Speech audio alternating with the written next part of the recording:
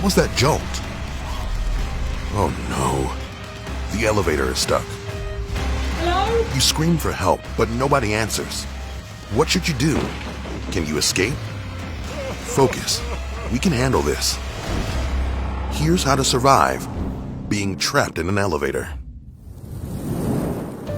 Elevators are an essential part of buildings and cities. There are about 900,000 of them in the US and over 15.3 million worldwide. Otis, one of the biggest elevator companies in the US, claims to carry the equivalent of the world's population every 5 days. That's like lifting all humans on the planet 73 times a year. Yeah, elevators are essential in tall buildings. But they can be dangerous too. In 2005, 37 people died in elevator-related accidents in the US alone. So here's what you need to know before stepping into that lift. How long could you be trapped in the car? Would you run out of air at some point? And how could you escape through the hatch? Step 1. Don't try to be a hero. Yeah, Hollywood loves that little hatch in the elevator ceiling. But in real life, it only opens from outside for rescue workers. Don't waste your time and energy trying to escape through it. The safest place to wait for help is inside the car. If hours have passed and you haven't been able to notify anyone of the emergency, try to pry open the doors. Even a tiny gap can help you find out where you are. And if you can see a source of light, you may be near a floor. Try screaming for help until someone responds to you. Step 2. Focus on the time. Being trapped in a small metal box suspended hundreds of meters above the ground could trigger your anxiety and even cause you to have a panic attack. But chill out. The British National Health Service suggests that you breathe slowly and focus on something visible and non-threatening, like time passing on a clock or remembering familiar things, like items in a supermarket. A common fear is running out of air, but elevators are not sealed, so you won't suffocate. And since there are so many elevators, incidents are not rare. In 2010, a survey conducted by IBM found that in 12 months, office workers in 16 major US cities spent a total of 33 years stuck inside elevators. Step 3. Push the button.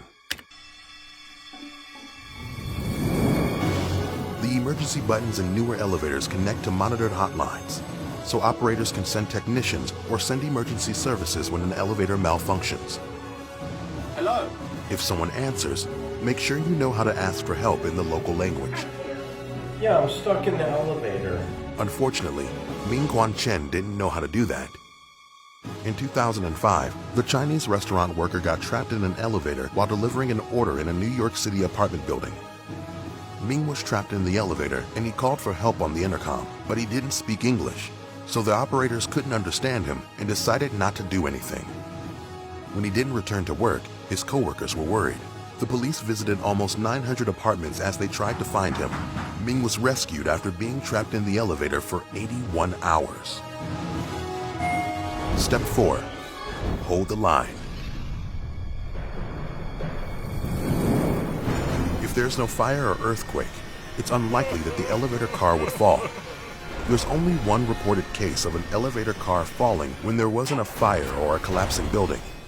In 1945, a U.S. Army plane crashed into the Empire State Building in Manhattan, slicing through the cables holding the elevator where Betty Lou Oliver worked as an operator. The cab fell from the 75th floor, but miraculously, she survived because the fallen cables softened the fall. So just relax and hang out until help arrives. Step 5. Keep it well maintained. Without a doubt, the best way to avoid being trapped in an elevator is careful, regular maintenance.